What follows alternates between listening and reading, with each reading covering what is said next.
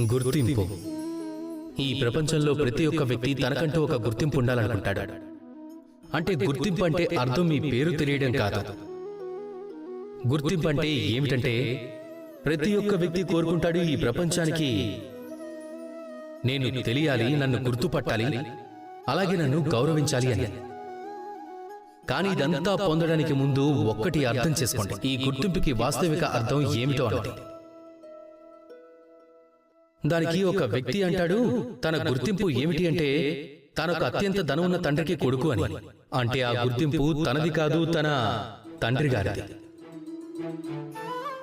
ఇప్పుడు అలాగే కొందరు అంటారు తన గుర్తింపు ఏమిటంటే తను చాలా అందంగా ఉంటాడు అని. అంటే తన గుర్తింపు తన రూపం, ఆ వ్యక్తిది కాదు. మరి వాస్తవికంగా గుర్తింపు అంటే ఏమిటి?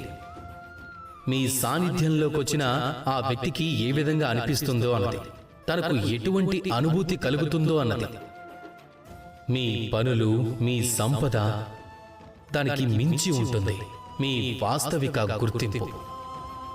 ఒకవేళ ఎవరైనా వ్యక్తి మిమ్మల్ని గుర్తు చేసుకోగానే సంతోషపడితే అదే తన శ్రేష్టమైన గుర్తింపు.